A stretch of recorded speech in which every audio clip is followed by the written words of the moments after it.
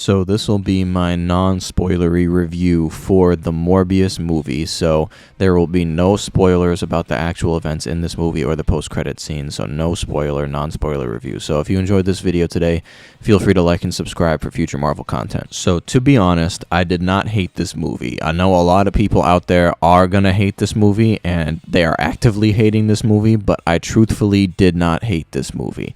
I actually tried my absolute best to go into the movie without a bias of knowing that it was bad, because obviously everybody everywhere was saying it was bad. So I was trying very hard not to let any of that sway my opinion going into the movie, and honestly it might have helped. It might have helped me not see the movie as bad, to be honest, but there's not going to be a whole lot for me to talk about non-spoiler wise, because I just can't really think of how to describe a lot of things that I have problems with the movie using non-spoilers, but you know, I'll talk about what I think I can talk about without spoiling or anything.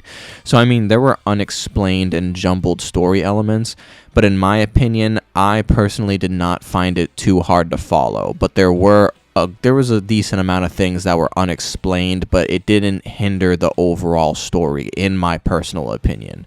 Now, sometimes when it comes to the CGI fights, the CGI fights sometimes felt jumbled and kind of clustered, so almost as if you're not able to tell what's going on, or maybe even the people making it didn't really know what they were trying to do with it or what's going on.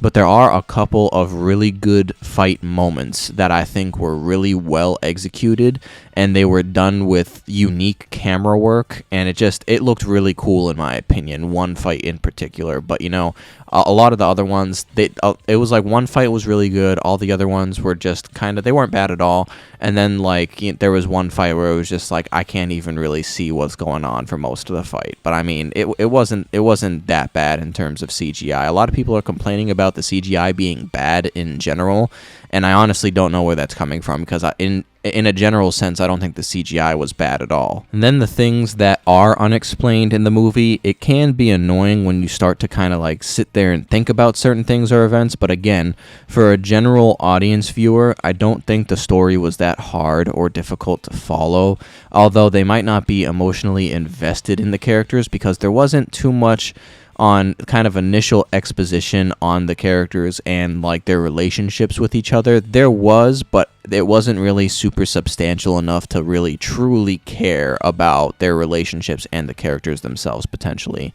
But I mean, overall, I probably give it a 6.5 out of 10. I mean, I really did not think that it was a bad movie. I did not hate it. I don't know if I think it was better than the Venom franchise. I have a lot of beefs with the Venom franchise. Venom 1 I also didn't think was terrible, and then Venom 2 just really aggravated me. I did not like what they did with Venom 2 at all, honestly.